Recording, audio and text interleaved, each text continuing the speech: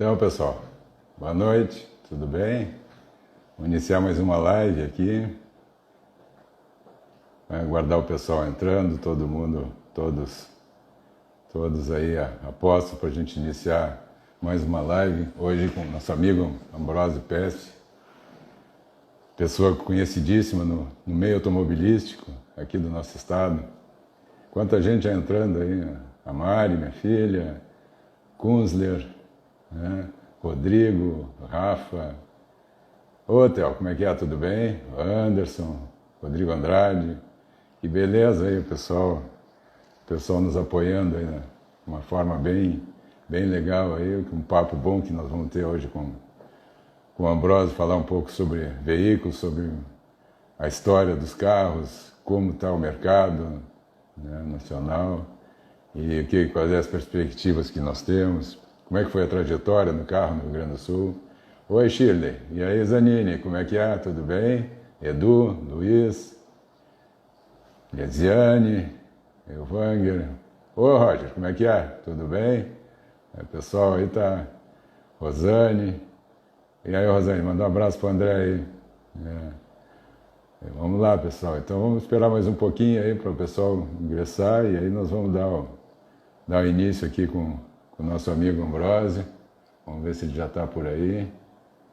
Ainda não. Cadê ele? Eu quero achar ele antes aqui, vou esperar mais um pouquinho para iniciar. Vamos ver aqui, Ambrósio. Opa.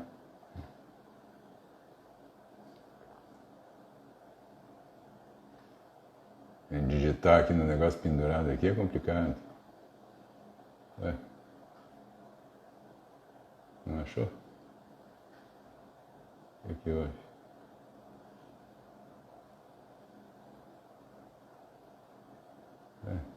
Tá estranho isso aqui. Mas vamos lá, pessoal. A Bea Kunzler.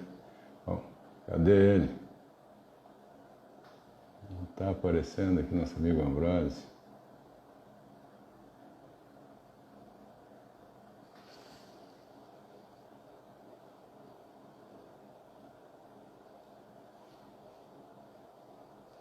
Ué?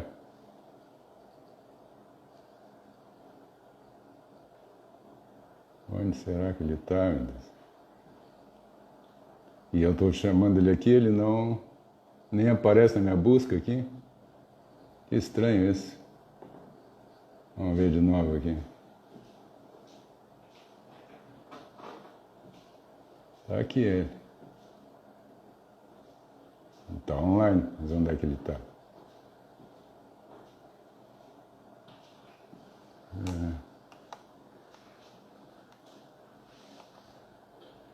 Bom, pessoal, seguinte, vamos ver, ele vai entrar daqui a pouquinho. Estou aqui aguardando ele se pronunciar aqui para mim poder entrar aqui incluir ele na live para começar a bater o papo aí. De repente ele está sem sinal na casa dele, lá, deve ter acontecido alguma coisa.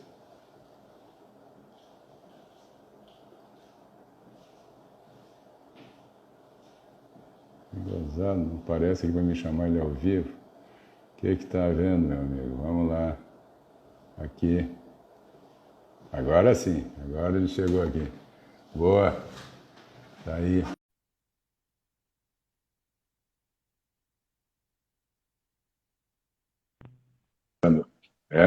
Tá aí.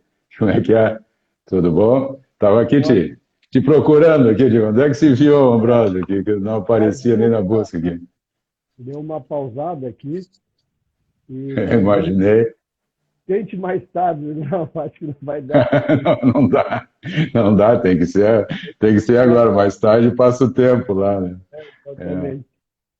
Mas é isso que eu estava dizendo, o Ambrósio é uma pessoa aqui conhecidíssima no meio automobilístico aqui do nosso estado, né? Ele hoje é diretor do Grupo IESA, um forte grupo aqui do setor de carros, né? Abrange lá Nissan, BMW, a BMW Motorrad, Harley Davidson, a famosa Harley Davidson.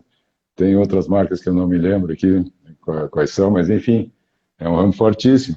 E o Ambrósio já de anos, né? Ele está nesse setor. Ele é natural de Bagé, formado em administração de empresa. Ele iniciou no Grupo Civel como diretor comercial. Depois ele foi para o Grupo Samarino, onde foi diretor e sócio lá do Grupo Samarino. Mais adiante, daí foi na Sul, também diretor, e hoje ele ocupa o cargo de diretor comercial do Grupo IESA. Também ele participou de algumas entidades de classe, né, e participa, como Fenabrave, foi diretor da Fenabrave e vice-presidente da Sincodiv. E hoje é presidente da Amargs. Enfim, o nosso setor hoje de veículos aí teve uma baixa em março, abril, e agora teve uma elevação em maio de vendas aí, em relação ao ano anterior. É um setor que movimenta 16 bilhões de reais por ano, emprega 610 mil pessoas empregos diretos no mercado, assim. É um setor fortíssimo da nossa economia nacional. E aí, dá um oi aí pro pessoal, então, aqui, vamos iniciar a nossa live aqui. Lauri, primeiramente agradecer muito a oportunidade que o amigo nos dá para a gente poder falar um pouquinho, né? E o Lauri, que também é nosso amigo de anos, mas também nosso cliente do grupo, é nosso cliente multimarcas no grupo, né? Ele tem mais uma marca do nosso grupo aí. E fiel ainda, fiel. Motociclista, né? Que também faz parte de um grande grupo, lidera um grupo de motociclistas, né? Que para nós aí, a gente já fez alguns eventos lá na empresa juntos, é muito legal. Mas assim, só para complementar aquela parte do grupo IESA que você estava falando, nós somos Renault, Nissan, Harley Davidson, BMW Grupo, que é BMW Automóveis, Motos e Mini, Volvo, ela é Jeep e Volvo. Volvo É mesmo. é o último filho. E a gente, ao longo dessa história... Tem Jeep, então, também, não é só Nissan e BMW, tem o Jeep também, né? Tem mais uma marca. O portfólio é um portfólio assim, muito rico e de grande qualidade, escolhido a dedo.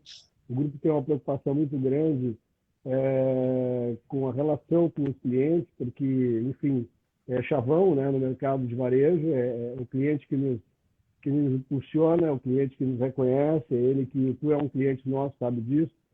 A gente trabalha, evidentemente, na prestação de serviço e na venda de veículos e automotores e motos também. E a gente, claro, faz um pós-venda de todo esse manancial. Nós temos, assim, ao longo da história, só para terminar essa parte, ou para dar sequência nessa parte, a gente tem quase 6 mil passagens de oficina por mês, em tempos antes-pandemia, né? Nas oficinas do grupo inteiro. Então, nós nos relacionamos nesse modelo, né? Com pessoas que lá atrás compraram conosco e hoje são nossos clientes de pós-venda. E sem falar Eu me esqueci de falar na apresentação, né? Que, além disso, é o grande apoiador dos nossos eventos aí, né? Tanto quando fizemos os encontros, como ano passado também fizemos a comemoração lá na BMW Motorrad, dos 10 anos que nós participamos daquela sensacional aventura na Ruta 40.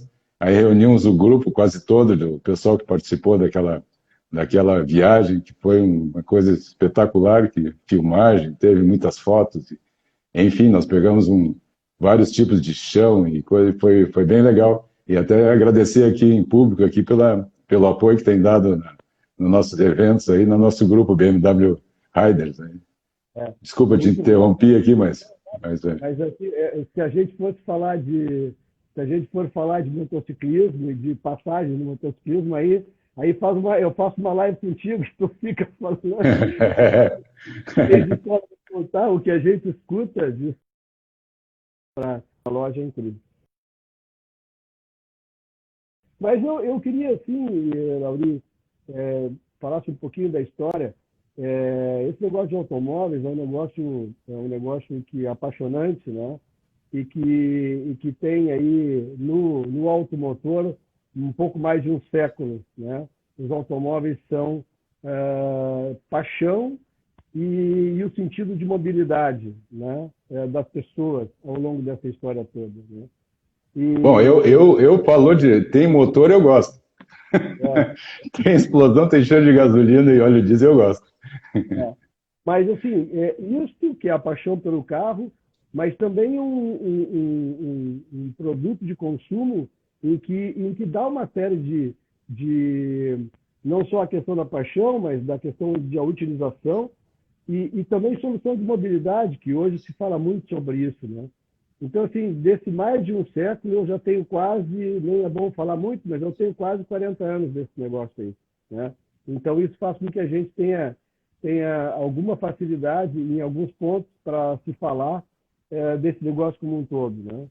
E a história do automobilismo ela é muito interessante, porque ela começa desde lá do começo do século passado, né? E aí veio o esporte em cima disso, que já tinha já as corridas de Fórmula 1 daquela época, que não era Fórmula 1, mas era um outro tipo de corridas. A Fórmula 1 de hoje, né, que é uma tecnologia incrível, fora outras categorias impressionantes que tem por aí. O próprio motociclismo, né, que é apaixonante quando a gente vê cada prova de motociclismo, é um negócio super legal. Então, assim, o automóvel tem uma relação muito grande assim com o ser humano, né? Com os homens e hoje em dia muito com as mulheres. Eu diria que muito com as mulheres até, né? Especialmente quando as mulheres querem decidir quais são os carros que a família deve compor. E aí, então elas têm uma Muitas vezes são elas que decidem, né? exatamente. Hoje são clientes e de quem decide. Às vezes elas já estão quase com 100% do Bom, modelo. tem vários que dizem que a última palavra é deles, né? Sim, Ah, senhora. senhora, mas essa história do esporte e de tudo isso que acontece em torno do automóvel é algo que faz com que a gente, quando olhe para o segmento, né, olhe com olhos assim de tudo que ele traz e não só do mero e puro consumo, né, de um desejo apenas de consumo, mas sim de uma necessidade, de uma forma de conduzir, de uma forma de se apresentar, de uma forma de se movimentar. Né? Mas, ainda assim, o automóvel ocupa, não, e acho que tanto por isso, né? Hoje a gente mais ou menos, eu fiz alguns raciocínios, assim, nós somos quase de 7 a 8 bilhões, né, habitantes do planeta, né? E o automóvel está entre os 5 maiores indicadores econômicos desse movimento todo, né? E mundialmente, né? Então, assim, realmente, estava dando os números aqui, nossos, né? E vejam como o mundo também se movimenta dessa forma, né? Tanto que o automóvel ocupa aí um lugar de destaque na economia mundial, né? Sim. E não pode ser diferente no Brasil, evidentemente, né? E aí tu chega, o Brasil é hoje, sei lá, o quarto, quinto país em população, né, do mundo, e a gente tem aí chegamos a ser quarto mercado de automóveis do mundo, né, e hoje a gente ocupa a sexta, sétima posição. E evidentemente que quando a gente fala em mercado, a gente tem que falar de mercado de automóveis, mas a gente tem caminhões, a gente tem ônibus, a gente tem máquinas agrícolas, quer dizer, além das motos, é um mercado bastante vasto. Ele hoje é um mercado de 5 milhões, mais ou menos, no Brasil. Né? Então, aí vem esse volume inteiro. Nós representamos no Brasil 25% do PIB brasileiro. Né? E, evidentemente, É coisa, né? por um emprego muito grande. Então, o automóvel é mais do que um passeio, mais do que uma paixão, mais do que um desejo, mas é alguma coisa que, evidentemente, tem uma raiz muito grande na formação da economia e de riqueza do país. Né? Aproveitando agora a formação de riqueza e coisa, hoje vocês têm que se reinventar um pouco nas vendas, né? E sei que vocês estão investindo bem forte no varejo digital, né? Nas vendas digitais, né? Até conversei hoje com um amigo nosso que está morando na Flórida. Depois eu te digo o nome, quem é.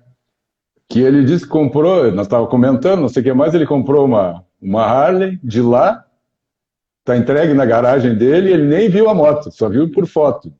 Quer dizer, ele comprou não sei se pela internet, ele não falou contigo, ele disse que falou direto lá com o vendedor, lá com o gerente lá da Harley, eu não me lembro o nome dele, e fez e já está na garagem dele. Então, eu vou te fazer uma pergunta, então, com relação a isso. Como é que tu vê essa tendência da expansão do varejo digital hoje no mercado? Tu acha que vai ficar mais forte ou vai passar depois que tiver essa pandemia? Ou vai entrar bem forte essa venda aí? Porque eu tenho visto em várias mídias aí, as concessionárias estão investindo forte, tu vê, para que o vendedor da concessionária entre em contato contigo, né? Então, não sei se vai continuar depois, será? O que tu acha? Qual é a tendência disso aí? Tu tem essa experiência toda aí? Eu tenho uma experiência que só o tempo que dá, não é nenhuma outra coisa que não o tempo, né? O tempo nos ensina, o tempo nos deixa mais conhecedores, evidentemente, o tempo nos dá informação que é bastante importante e é um privilégio, né? Quando a gente curte a informação, a gente trabalha ela. Mas, assim, eu me lembro que lá por 97, mais ou menos, né? Talvez 98, veio o negócio do computador no showroom, né? Que não existia antes.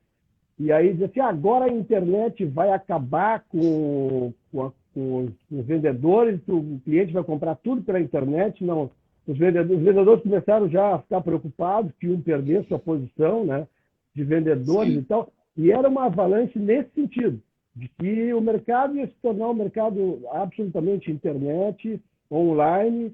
Imagine que isso foi em 97, mais ou menos 98. Está ali 2000, né? E não é isso. E hoje veio, e certamente não é isso. O mercado online, ele é extremamente benéfico, né? E, aliás, o mercado online hoje faz com que movimente algumas riquezas, né? O homem da Amazon, esses dias saiu uma entrevista que ele deu uma crescida no seu handicap mundial de riqueza em razão de tudo que está acontecendo, né? E não poderia ser diferente. Mas a questão do online, hoje em dia, ela facilita, obviamente, o trânsito do cliente na busca daquilo que interessa a ele, né? Então, assim, com facilidade, tu atravessa o Brasil inteiro num clique, não é verdade? E aí, então, Sim. Tu pode ter acesso a inúmeras ofertas, né? É claro que a questão de um determinado momento haver o contato pessoal, não tem a menor dúvida que vai ter que acontecer, né? Se não for para ti poder ter um contato, pelo menos em algum momento, com aquele produto que está comprando, esse caso desse nosso amigo comum, ele deve conhecer o produto, então para ele é uma questão de oportunidade. Ele estava lá, imaginou que podia ser bom, fez um câmbio, aí sim ele viu o quanto o câmbio é favorável hoje em dia, né? Para quem compra automóveis exatamente no segmento, automóveis e motos no segmento premium, especialmente, né? Os importados, né? Os importados. A diferença do dólar hoje, né? O câmbio facilita absurdamente, né? Deixa eu te ajudar a vender um pouquinho aí, deixa eu te ajudar. Ele me comentou que lá em Miami a moto está o dobro do preço daqui em dólar. Imagino. E é fácil de entender, né? Porque nós estamos fazendo uma defasagem cambial bastante grande, né? Então, assim, ele pôde fazer isso. No nosso processo, nós temos um processo aí bastante interessante. A gente largou na frente nesse negócio, logo que aconteceu o que aconteceu, porque a gente entendeu que o mercado ia efetivamente migrar para o online, né? Então, a gente saiu com algumas ações importantes, né? E nessa linha. Mas o que acontece? Sempre o cliente precisa gerar o famoso lead, né? O lead, ele entra ali, se cadastra e se identifica que ele tem interesse por aquele produto ou algum produto, né? E isso vai para a equipe de vendas, a equipe de vendas pega, faz a leitura, faz o contato com o cliente, pode ser online, pode ser... Mas isso eu estou te falando do mercado em geral. Hoje o mercado inteiro funciona nesse formato, né? Funciona inteiro dessa forma. Faz o contato com o cliente e aí, dali as coisas começam a acontecer. Mas nós temos negócios feitos de automóveis, e aí então vai da Renault até a BMW, vamos dizer assim, que é feito 100% online e entregue na casa do cliente. Existe esses negócios, né? Então, assim, o mercado ele veio para o online para poder facilitar a vida do consumidor, né? Sem dúvida nenhuma. E para nós, ele é desafiante, mas a gente, obrigatoriamente, num curto espaço de tempo, teve que aprender muito com isso. Então, o que a gente hoje fala muito é como abordar, né? Que o cliente, quando ele entra numa loja, o cliente, e a gente tem falado bastante sobre isso, quando ele entra na loja, tu tem um contato pessoal, é um sorriso, um aperto de mão, é uma certa empatia que ocorre no ato, naquele momento, né? Hoje em dia não tem, tu não sabe, às vezes, nem com quem tu está falando. Se não estiver falando com imagem, é uma imagem que está lá no WhatsApp, ou uma outra imagem que não é a do própria pessoa que está no WhatsApp, então tu não sabe com quem tu está falando. E isso é um desafio comercial, né? Extremamente importante no mundo em que o digital efetivamente toma essa vanguarda, vamos dizer assim, mas numa velocidade desproporcional, eu diria, porque nós hoje, por exemplo, em algumas praças, já tivemos em várias outras, nós estamos aí em algumas cidades do interior, né? Então, houve um jogo de fechamentos aí, fecha uma região, abre outra, fecha outra, abre outra, e a gente teve que se adaptando por contato somente online em algumas regiões, enquanto que outras operavam online e operavam também o showroom. Então, a gente fez um trabalho, eu digo o mercado como um todo, fez um trabalho para poder entender melhor como é que a gente converte esse interesse, que é um cadastro especificamente, um registro, em uma venda. Isso é uma ciência que a gente está medindo ela ainda, a eficiência. E o quanto sim, porque é um outro treinamento, né? É uma outra forma de vender, né? Tu tem que ter o carisma sem ver, né? Sem olhar olho no olho, sem ter aquela visão. Né? O carisma tem que cativar o cliente de uma outra forma, né? Esses dias eu estava escutando o presidente de uma grande empresa multinacional do segmento de automóveis, montadora, e ele estava dizendo o seguinte, mas eu sou fulano, e o lançamento do produto tal, né? A gente sabe que foi adiado dos jornalistas, né? Mas tem previsão de quando será?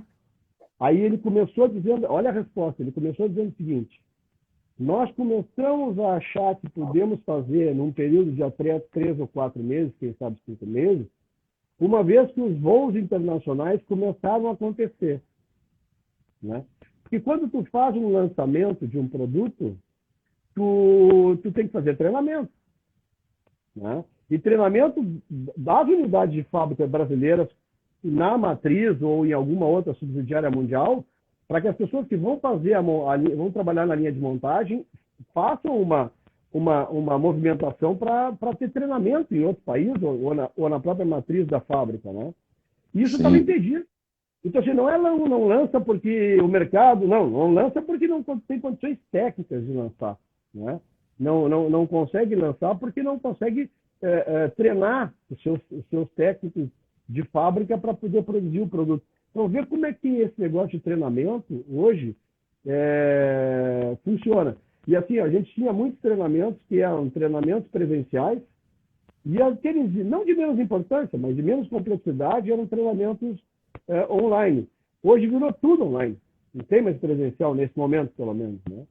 Então, assim, eu estava escutando também esses dias o Takinoff da Gol, ele foi um executivo da Volkswagen também, e ele está dizendo o seguinte, que a Vol, no mercado doméstico, levantava 200 voos por dia. E hoje começou a levantar 40 agora. Então, imagine a desproporção que existe. Eu recebi uma foto hoje, lá de São Paulo, lá do aeroporto de São Paulo, não tinha ninguém no aeroporto, loucura, né? Então parou tudo. Me diz uma coisa, e assim, hoje teve toda essa situação, né, do Covid aí, diz assim, o setor automobilístico, o jornal Estado de Minas, eu me perdi aqui um pouquinho, eu nos conto aqui. O jornal Estado de Minas Ele disse que o setor automobilístico vai levar 3 anos para se recuperar. Tu acha que isso vai acontecer ou se recupera antes, pelo que está acontecendo agora? Né? Eu acho que nós nos recuperamos mais. Vamos falar primeiro assim do ambiente econômico, né? Eu acho o mercado de automóveis ele gravita em cima de alguns indicadores econômicos, né? Um deles é juros, um deles é crédito. Tá? O crédito é fundamental para o segmento automotivo. O crédito responde por mais de 50% das compras do segmento automotivo. Crédito. Tudo isso? Significa, crédito significa, né, ter crédito para poder fazer a compra. Esse é um dado. Né? Então, assim, esse crédito, como ele está com uma taxa baixíssima, ele é altamente convidativo. Porque a taxa é muito baixa. Nunca foi tão baixa a taxa para comprar um automóvel hoje em dia. Mesmo em veículos usados, eu diria. Né? Então, assim, a primeira coisa é crédito, né? A cedência do crédito, e outra é o custo do crédito. Bom, mas para que isso aconteça, precisa haver emprego, estabilidade de emprego. Né? O que nós estamos vivendo é um momento extremamente instável. Né? E precisa Sim, haver para tomar também, crédito. E precisa haver também uma inflação controlada. Isso a gente já sabe que ela tá controlada. Então, o que acontece? O que falta, o que pode fazer com que os automóveis voltem a patamares de 2014, que foi o melhor ano dos últimos 5 anos, foi 6 anos, foi 2014, do mercado brasileiro, né? Para que ela volte a esses patamares, né, ou até mesmo de 19 do ano passado, ela pode demorar 2, 3 anos, mas acontece que o que vai fazer com que isso aconteça é o formato com que a economia vai reagir. Né? Porque a gente vê assim que, mesmo com tudo isso, quanta coisa continua acontecendo. Mesmo em plena pandemia, quanta geração de negócios existe hoje ainda acontecendo. É claro que o que vai haver, e que já havia, mas vai ficar cada vez mais claro, né? é a desproporção, vamos dizer assim, não me vem a palavra aqui agora, mas desigualdade. Né? Isso sim é algo que vai ter muito valor daqui para frente. Né? O nível de desigualdade. E numa sociedade democrática, né, isso não pode acontecer de forma muito radical, porque daí tu perde o volume de consumo. Né? E a gente vive de escala. Né? Hoje em dia se vive de escala. Então, assim, Tá, deixa eu te pegar um gancho aqui na pergunta aqui do Toninho Saraiva, aqui, que é bem interessante. Porque eu tenho visto que as grandes empresas têm locado veículos para seus colaboradores. Então, eles fazem a locação, vai lá, escolhe e vão pagando. Então, o que tu acha assim? A locação de automóvel vai virar uma pergunta do Toninho, né? A locação de automóvel vai virar uma tendência? As locadoras já vêm fazendo isso há mais tempo a um custo alto. Tu acha que isso aí vai virar uma tendência à locação? Ou o próprio carro, o car sharing, ou veículos autônomos? Tu acha, como é que vocês estão vendo essa tendência que está vendo? Porque eu vi agora, começaram aqui em Porto Alegre uns mini carros aí, com tipo um moto elétrico, que está em teste, né? Esse final de semana parece que começou os testes. O que tu acha dessa situação? Assim, tem alguma previsão? Eu queria primeiro pegar essa parte da locação, né, Laurinho? Sim. No passado, executivos de determinadas empresas, o automóvel era mandatório. Né? Mandatório. Então, assim, o executivo, ou ele ganhava o automóvel, ou ele ganhava e ganha um valor para comprar um automóvel. E a cada 2 anos ele tem o direito de comprar a ele mesmo, e aí então, enfim. Tem várias modalidades, tá? E houve, há um tempo atrás, essa modalidade da locação, né? De fazer o famoso leasing corporativo. Vamos dizer assim. Então, acontecia muito isso, né? E teve algumas empresas que cresceram muito nesse sentido. Né? De um tempo para cá, as empresas começaram a fazer conta e entenderam que achavam que esse não era o melhor modelo. Né? E algumas ficaram ainda, porque estão absolutamente dentro desse processo, porque a frota é muito grande, enfim e tal, e continuam fazendo locações. Mas muitas que puderam, ou em alguns setores da empresa, recuaram, né, e tiraram a questão da locação e fizeram esse trabalho de aquisição ou de simplesmente incorporar aquilo como sendo um produto um patrimônio da empresa, né, do imobilizado da empresa, vamos dizer assim. Porque há uma questão tributária bastante grande. Outra, o mercado de usados ele é um mercado extremamente grande. Ele é, no mínimo, 5, 6 vezes maior que o mercado de automóveis. Né? Quando o mercado de usados é grande, tu tem liquidez para aquele teu investimento, para aquele teu custo que tu tivesse ali, e aquela imobilização que tu tivesse ali, ele tem liquidez lá na ponta. Então, esse negócio da locação, ele volta agora, um pouco mais forte, porque é uma forma de tu não onerar, de certa forma, né, o teu compromisso. A locação, tu loca ela por 6 meses, por 1 ano, por 1 mês, por dias. Né? Então, assim, há um pouco disso. Eu não acho que esse modelo, né, vá mudar muito, pelo menos nesse momento, tá? Das locações, do movimento que já existe, tá? De algumas empresas, de outras saindo desse modelo e outras entrando nesse modelo. Mas isso foi muito mais presente no passado, de 4 anos atrás, mais ou menos, do que é hoje. Né? Agora, a questão do car sharing, essa que a gente vê na Europa e algumas cidades como Paris, por exemplo, tem bastante desse negócio. A gente participou de um projeto em Porto Alegre aqui, junto com a nossa Renault, sobre esse tema, né? e não avançou por uma questão do conjunto todo da ópera, não por ninguém especificamente, mas pelo conjunto do negócio.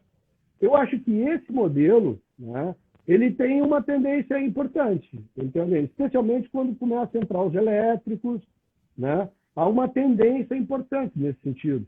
São pequenos trechos, é o tipo esse que dos triciclos. Eu fiz uma avaliação rápida ali, mas eu acho que está longe desse modelo exatamente, porque é um pouco diferente, né? O car sharing é meio ponto a ponto, ou seja, tu sai daqui, vai em tal lugar, enfim, tem algumas referências de circulação, né? Não pode ser assim, liberado para qualquer ponto, para qualquer local, né? Então, eu acho que sim, acho que o car sharing é um negócio que tem uma tendência mundial, especialmente na Europa, porque a Europa, tu sabe que é tudo muito concentrado, tudo muito apertado, né? Então, e tem uma malha de transporte urbano bastante importante também, e que é boa, né? Mas agora estamos num modelo diferente de mobilidade, né? Sim, lá o custo metro quadrado é muito caro, né? Até para estacionar na rua é complicado. Né? E o modelo hoje, em pandemia, vamos dizer assim, tem um exemplo clássico aí, que é a China, né? A China tinha uma pirâmide. Ela tinha quase 70% da sua movimentação por transporte público ou por aplicativos e 35% de propriedade, automóveis. Com o efeito pandemia, inverteu essa pirâmide. Ela hoje tem 30%, 40% no transporte de aplicativo e público e voltou a ser o automóvel ser uma propriedade, ou seja, o cara usar o seu carro porque se sente mais seguro, porque, enfim, por uma série de coisas. Então, esse modelo que nós estamos vivendo agora, ele deu uma certa bagunçada, vamos dizer assim, de como as coisas se encaminhavam, né? Mas é claro que tem algumas coisas que não vão parar, e que é uma tendência aí de forma... Mas deixa eu aproveitar mais um gancho aqui. Eu sei que eu não gosto muito de falar de problemas, de essas coisas, mas tem várias perguntas aí, várias, de todos os amigos, do Theo, do Dado Estima, do de Prêmio, do que NASC, não sei se é Nazi, acho que é o Nazi, né? Eles estão te perguntando o seguinte, né? Eu vou direto na pergunta do Dado, então, né? do Estima. Por que as entidades de classe, um abraço, hein, Dado? Por que as entidades de classe não dão uma dura no prefeito, chamando a si a responsabilidade do distanciamento e asepsia. Porque ele trancou esses dias até a venda online. Aí daqui a pouco ele tentou fazer uma emenda lá para dizer não é, mas era, né? E dizer, não, os concessionários podem vender online, não sei o que mais. Isso aí foi só para uma curva que ele deu. E por que não sei, hoje a gente sabe, as concessionárias são enormes, né? Tem um espaço lá muito grande de distanciamento, canso de ir em concessionárias e daqui a pouco tem um comprador e vários vendedores, alguns vendedores, não vários, alguns vendedores, mas normalmente eles estavam vazios, porque o pessoal compra, mas não estão comprando 10 ao mesmo tempo, né? Não é uma loja de varejo ali que tu vai e compra e tem liquidação, alguma coisa assim. Por que não houve nenhum movimento da classe de vocês com relação a esse impedimento aí criado mais de uma vez pelo prefeito? Assim, Lauri, eu comecei falando para ti e para todos que nos ouvem. Obrigado aí, turma, pelas perguntas aí, estima, enfim, todos. Eu comecei dizendo da importância do automóvel, né, do segmento automotivo na formação de 25% do PIB brasileiro, entre os 5 maiores indicadores do mundo, econômicos do mundo, falando uma série de coisas a respeito disso, e isso não é uma realidade na relação pública, né? Hoje existe uma relação muito mais próxima de determinadas diretrizes governamentais, e aí então estamos falando de federal, tá? Com a Anfávia, né, e com a BIVA, que são as associações de marca, né, dos fabricantes, ou das montadoras, vamos dizer assim, né, e a BIVA dos importadores, né. Então, esse pessoal se relaciona diretamente com o governo federal. A FenaBrave, como uma entidade nacional representante dos distribuidores de veículos, das concessionárias de veículos, ela evidentemente que tem, obviamente, um poder bastante importante. Mas como a gente é uma concessionária, e uma concessionária é um contrato de concessão que tem quase 10 centímetros de altura, eu diria, né? No passado, hoje em dia é tudo digital, mas é uma série de exigências, né? Então, assim, quando a gente está regulado mais ou menos dentro de um padrão, vamos dizer assim, até mesmo mundial, na questão de concessão, né, de uma determinada marca. E as marcas são muito similares na forma de se relacionar com a sua rede de concessionários. Algumas particularidades, especialmente comerciais, comércio de peça, enfim, tal, forma de encarar o concessionário e tal, mas a relação é muito parecida. Então, nós nunca nos vimos, em algum momento, levados a ter que efetivamente fazer um enfrentamento, né, com o poder público. Por quê? Normalmente isso acontece com os fabricantes. Então, uma maior dificuldade nossa era a gente aparecer como um segmento, né, atuante e participante do mercado. Esse foi o nosso primeiro movimento como entidade de classe, né? O Sincodib, que é o Sindicato Intermunicipal das Concessionárias de Veículos do Estado do Rio Grande do Sul, né, que é um sindicato nosso. É um sindicato que eu tive a oportunidade de participar desde o começo, porque ele existe de 90 e pouco, final de 90 e poucos para cá. E a gente é um escritório da FenaBrave, né? Então, nós lutamos primeiro para ser identificados. E saíram algumas comunicações de bandeira do governo do Estado, por exemplo, em que não tinha setor de veículos lá. Tinha só comércio. Então, comércio era todo o comércio. Sindilog, CDL, que é comércio, Federação, associações, ACIs, essas menores, são as associações de cidades, né? Então, lá estavam todas essas. E a gente fez um trabalho que é para que a gente começasse a ser visto como área de veículos. E aí a parte começou a aparecer lá, veículos. Então, hoje, na questão do formato em que o governo estadual enxerga, né, as regiões e tudo mais, e toca o negócio da pandemia, das aberturas, dos fechamentos, hoje o setor de veículos já é reconhecido, né? Nos municípios, era mais ou menos a mesma coisa, né? Apesar de, como tu bem disseste, que as concessionárias, o presidente, o Siqueira, que é o nosso presidente lá, um dia disse assim: Ambrosio, não faz metragem quadrada, vamos fazer metragem cúbica. Eu disse, pô, é uma boa. Nós ocupamos uma área quadrada, mas temos um pé direito que se conhece, todos os consumidores de automóveis e motos conhecem, né? O pé direito é imenso. Então, a 3 vezes, quase. são caixas. E o espaçamento entre veículos e as mesas não são só porque a gente acha bonito, porque há uma determinação. Existem modelos, os modelos normalmente hoje são mundiais. Se eu entrar numa concessionária Renault aqui, ou uma concessionária BMW aqui em Porto Alegre, e entrar numa, como a gente teve aí recentemente lá na Espanha, na França, são iguais. O layout é igual. Assim, padrão, sim, padrão, claro. Assim, a gente já tem uma série de exigências enquanto concessionário com alguns cuidados que não era este, mas era a forma de poder nos apresentar para o consumidor. E isso a gente levou, sem dúvida nenhuma, levamos muito para tanto no governo estadual quanto nos governos municipais. O estadual nos fez essa referência a nos ver dessa forma. Os municipais demoraram um pouquinho, mas hoje existe. Agora, há uma falta às vezes, de entendimento a respeito disso, né? E eu acho que esse episódio que aconteceu do online, ele passou batido, na minha opinião. Porque se tivesse alguém refletindo sobre o segmento automotivo, assim, olhando como nós estamos olhando aqui agora, teria feito de primeira já a questão do online. Porque a venda ela pode se dar, sem dúvida nenhuma, online, né? E o cliente pode receber o carro em casa se ele assim preferir, ou a moto, né? Isso não é problema, né? E, por um outro lado, as nossas oficinas, né, elas são de essencialidade.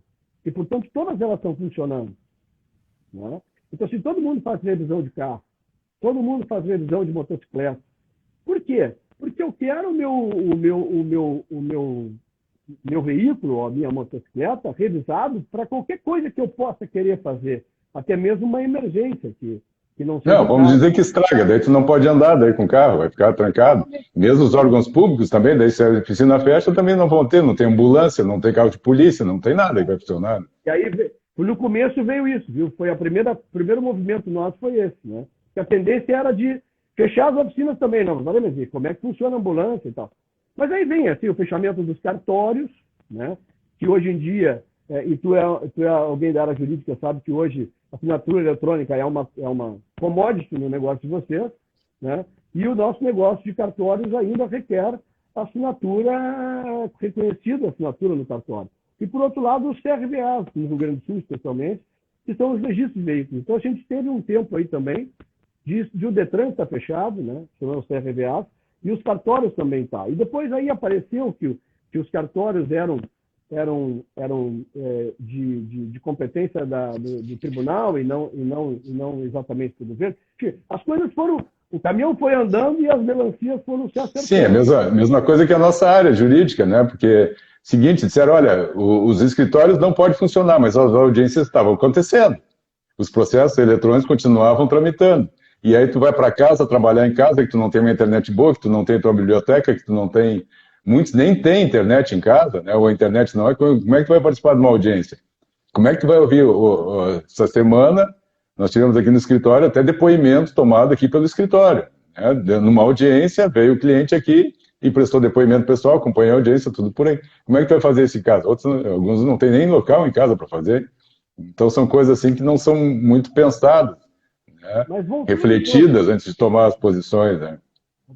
Mas voltando, então, assim, nós achamos, e não é que a gente acha, a gente tem segurança de que nós teríamos um comércio que não geraríamos risco nenhum para a sociedade, porque o fluxo de uma concessionária, seja ela qual for, e seja ela a marca, a gente tem marca de volume, né, que é o caso da Renault, o caso da Nissan, né, e que a gente sabe que o cliente na loja hoje ele é muito mais para fechamento, para assinatura de documentos especificamente, né, do que propriamente família inteira, essa coisa toda de ir lá e o showroom cheio. Isso, até os feirões, né, que a gente fazia muito antes, eles ficaram caíram de moda, né, vamos dizer assim, porque o consumidor está comprando na hora que ele acha que ele precisa, na hora que é mais adequada para ele. Enfim, há um comportamento diferente sobre o ponto de vista de forma de consumo, né, do automóvel. A gente tem certeza de que nós não estaríamos merecendo, não somos merecedores desse modelo, entendeu? Mas também entendemos que a gente precisa conquistar os espaços que a gente já vem conquistando. Assim, a suposta perda de venda online foi recomposta, né? As oficinas operam, né? Essa questão da venda online é uma questão de comportamento de mercado, né? Então, assim, é claro que nos falta nesse momento, quando tu vê que o futebol começa a voltar, né? Quando tu vê que algumas coisas começam a voltar e esse formato de tu poder operar um segmento que não traz risco, ou baixíssimo risco, né? Na verdade, a gente tem falado muito, eu faço parte de um grupo que é presidido pelo Hernando Hipólito, que é o presidente da Assembleia Legislativa, e o Daniel Randon, que é um empresário que representa vários outros empresários desse grupo, e a gente participa lá enquanto entidade automotiva, né? Que a gente fala muito em equilíbrio, né? A questão do equilíbrio, ou seja, a gente precisa de melhorar os nossos equilíbrios, ou seja, nem tanto um lado, nem tanto o outro, mas precisa haver um equilíbrio, o melhor equilíbrio, para que a economia, né, volte a acontecer e volte a andar, porque senão nós vamos ter um problema acho que 3, 4 anos, se a gente continuar nesse trem de tudo fechado e a gente não encontrar um formato de encontrar da reabertura gradual e com determinadas coisas, eu escutei ontem um negócio bastante interessante com relação a isso, né? Porque nós precisamos encontrar um modelo de voltar a trabalhar, né? E aí essa pessoa é uma cantora popular, ela é muito inteligente, ela diz o seguinte, ela diz que por que as grandes marcas utilizadas por todos, né? Falando em grandes marcas, deixa eu só fazer um registro aqui, né? Aqui colocou aqui que a IESA é hoje uma maior referência em venda de veículos. Aí o Otaviano botou aqui, ou Mercedes. Para não deixar só. Tá presente, tá conosco aí. Eu também tenho Mercedes, então para não deixar ele com ciúmes aí. Que também nos apoiou no nosso grupo aí de carro aí também. Há controvérsias. Tá vendo? Um abraço. Mas enfim, eu acho que ela estava falando sobre essa questão eu perdi aqui um pouco o raciocínio, mas a questão do equilíbrio, e ela falava de como é importante que a gente retome, né, logo as coisas dentro de determinadas prevenções. E aí ela fala que algumas marcas, né, mundiais de consumo de todos, né, poderiam estar contribuindo e colaborando com a educação sobre a prevenção. Porque a gente tem falado muito também sobre isso, né? Quem está ensinando mesmo aquele que precisa ser ensinado ou precisa ser orientado na questão da preservação ou da prevenção, né? Evidentemente que cada um de nós, que todos que estão aqui nesse grupo, eu tenho certeza absoluta, que sabe já inúmeros modelos de referência de como se preservar de como se preservar. E tenho certeza que existe muito fazer exatamente, né? Então ela estava trazendo isso, né? Que eu acho mesmo. A internet está falhando um pouco aí. Pois é, mas eu estou. Tá, vamos lá. Não, continua, só estou dizendo. Então, assim, ó, eu vejo que a gente tem muito que aprender ainda com essa retomada aí, ou com essa convivência desse negócio, né? Porque confesso que pessoalmente, eu diria assim, não vejo que a gente tão rapidamente tenha a solução para isso, né? Acho que a gente tem que encontrar um modelo econômico, né, e de saúde para conviver com esse negócio aí. efetivamente. Porque que nem chavão, já todo mundo diz isso, né? Nós até quando conversamos sobre isso, falamos sobre a gente precisa voltar a trabalhar. Evidentemente, todo mundo precisa voltar a trabalhar. Imagine as nossas equipes de vendas, né? Como é sensível esse processo, né? E não só elas, mas a equipe de vendas do comércio em geral, os pequenos lojistas comerciantes, de rua, de rua que estão absolutamente... Os autônomos, o autônomo também. A gente vê, esses dias eu estava comentando com o nosso grupo internamente, e vi um casal de jovens, bem jovens, numa sinaleira, né, vendendo uns docinhos. E eu disse para o nosso pessoal lá que absolutamente aquilo ali não era o ambiente deles. Eles não eram gente que estão acostumados a fazer esses encontros de sinaleira vendendo alguma coisa. Eles foram submetidos a isso, né? Foram levados, talvez não tenham perdido o emprego, ou perdido o salário, né? E tiveram que correr para isso, que tu via pela roupa e pela aparência, de que eles não eram gente daquele ambiente. Né? Então isso aí entristece bastante. Aquele meio, né? Sim. Aí a gente não está vendo, de certa forma, ou vendo, mas não olhando com os devidos olhos para a gente encontrar a solução. Né? Esses dias eu vi que nesses 2, 3 meses agora, nós perdemos mais empregos do que foram criados em 2 anos. Então, nós estamos deficitários. Foram perdidos 20 mil cargos, se não me engano, e foram criados nesse período menos que isso. Então, a coisa foi bem complicada, né? Então, vamos dizer assim, aqui para nós encerrar daqui a pouco, né? Aqui, ó, só para te ter para saber mais ou menos, 5 minutos antes, eu vou te dar a palavra para encerrar, né? Porque corta exatamente em 1 hora aqui. Então, para não ficar ruim, então, na despedida, então eu vou te dar, assim, uns 5 minutos, quando tiver 19h55, eu vou te avisar.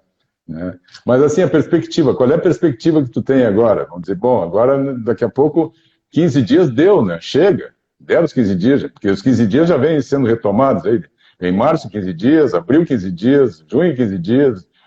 O governo do Estado falou há 10 dias atrás, quase 15 dias atrás, em 15 a 20 dias, governo, né, para algumas coisas. Então, nós estamos na última semana do governo estadual. Né? Já o governo municipal tem aí, amanhã, terça-feira, faz 1 semana desse último decreto. Né? Nós não vemos assim que o governo municipal vá fazer alguma mudança em pelo menos...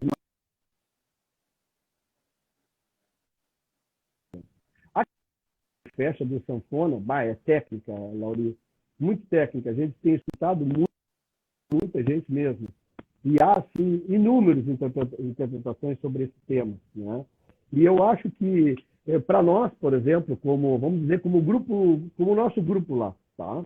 Nós enxergamos que nós queremos ter, até o final do ano, perder o mínimo possível, ou manter um volume com dignidade para a gente poder enfrentar, abrir 2021 e pensar na retomada e pensar em que a gente vai andar, que a gente vai para frente para sair desse negócio o mais breve possível. Então, nós estamos trabalhando de forma assim, nós modificamos o nosso modelo de trabalho. Eu acho que falar da gente sempre é um negócio muito difícil, assim, mas eu acho que a gente é um exemplo porque nós fizemos muitas coisas, nós modificamos muito o nosso modelo de atuação, nós unificamos os interesses das marcas, a gente está usando muito essas informações trocadas, né, de mercado, nós nos reinventamos uma série de coisas, nós tivemos resiliência para entender a perda e encontrar um modelo de trabalhar com a perda, de equilibrar a perda para que ela não se torne nociva dentro do processo. E eu acho que isso é o que todo empresário, na minha concepção, deveria estar almejando e fazendo, né? Que é se reinventar. Esse modelo. Deixa eu te fazer uma última pergunta aqui, que daqui a pouco nós vamos ter que encerrar. Qual é das marcas que vocês coordenam e vendem e trabalham com elas, que em números percentuais está melhor no ranking? A BMW, a Renault, a Nissan, a Harley, qual é que está em percentuais? Então, não em quantidade, né? É diferente. Qual é a marca que mais sente problema de crédito? Tá? Renault, né? Depois a Nissan e depois vem subindo, né? Então, assim, a Renault, em número absoluto, ela é diferente hoje. Mas, para nós, ela está entrando no equilíbrio, com revisão de novos volumes, né? É que o modelo de negócio ele era mais. A montadora hoje, e não é por eu estar à frente dela no grupo, tá? A BMW é extremamente otimista e ela quer performar um número 20% menor do que o ano passado, o que é um feito. E a gente está vendo isso que a gente pode fazer. E eles também são um exemplo de multinacional se reinventando. Só para te saber um minuto aqui, é o seguinte, ó, a questão de perda de mercado, a FenaBrave fala em 35% de redução, 35% a 40% do ano passado. A Anfávia já fala 40%, mas é que a Anfávia é produtora, fabricante. Então, eles desaceleram com mais lentidão. Para desacelerar, demora mais tempo. O varejo, não. Então, como nós tínhamos uma série de produtos estocados aí do começo do ano e do meio do ano, a gente tem um movimento melhor. Então, a FenaBrave fala em uma redução de 35%. Nós estamos, assim, otimistas na revisão que nós fizemos para o nosso negócio como 2020. E acho que tem muita gente no mesmo sentido. Eu acho que isso não é um privilégio nosso já. Eu acho que tem muita gente já que encontrou um novo modelo. A gente vinha num ganha-ganha, agora temos que entrar num tempo de temperar para aguardar a oportunidade quando o mercado retomar a gente voltar a crescer. Bom, é o seguinte, como eu te falei, né, 19h57, não 55. Então, eu não quero acabar a live aqui que o Instagram nos corte. Vamos nos despedir antes que não dá o gostinho dele nos cortar no meio da conversa aqui. Então, eu te dar a palavra aí para se despedir do pessoal, aí para nós encerrarmos. Então, mas antes de tudo, né, eu quero te agradecer a tua disponibilidade, todos os esclarecimentos, uma coisa muito lúcida, né, uma visão muito boa do mercado, como sempre tu tens, né? Mas é bom o pessoal saber como que os nossos empresários aqui, gaúchos, estão vendo nossas atitudes e nosso gerenciamento e quais as perspectivas que nós temos para o futuro próximo agora. Então, a palavra é contigo. Assim, ó, isso aí, ó, vamos dizer o seguinte, ó, um negócio que anda no Brasil hoje em dia, que é a commodity do grão. O grão perdeu nada praticamente, máquina agrícola está vendendo, né? E o Brasil está acontecendo como celeiro, né? Especialmente da China. Caiu a exportação dos Estados Unidos, aumentou para a China, e o Rio Grande do Sul é um estado privilegiado nesse sentido. Então, há um entusiasmo na questão agrícola, apesar de todas as dificuldades, né? Mas eu li um negócio ontem do rabino Milton Bonder, né? Ele fala sobre o efeito da alegria, né? E eu queria trazer isso. Me surgiu aqui agora a questão do fechamento, que a gente não pode perder a alegria, e a alegria não é coisa de criança, é coisa que a gente traz de criança, né? E acho que a gente tem que ser mais alegre, porque isso só ajuda num momento tão difícil que nós estamos todos vivendo, pessoalmente, profissionalmente, e não só nesses dois âmbitos, mas também no olhar como cidadão, como gente da sociedade, como a gente observa essa questão da desigualdade de todos. Então, assim, eu queria trazer a palavra da alegria. Vamos enfrentar tudo isso com alegria. Com otimismo. Com otimismo, perseverança, né? E, claro, muito trabalho. De vez em quando eu digo, né? Olha, tu tem sorte. Sim, eu tenho sorte, eu acordo cedo. É bem isso. Por aí. Mas então tá, beleza então. Muito obrigado aí por tua disponibilidade, por estar aqui. Foi um ótimo papo aqui. E um forte abraço para ti. E para o pessoal também, o pessoal aí todo que nos assistiu, muito bom. Temos aqui 18 segundos, mas dizer que alguns eu não pude citar aqui, porque a coisa vai desenvolvendo, gostaria de citar todos, né? Mas agradeço todos a a participação aí, está conosco. E vamos lá aqui, ó. 6, 5.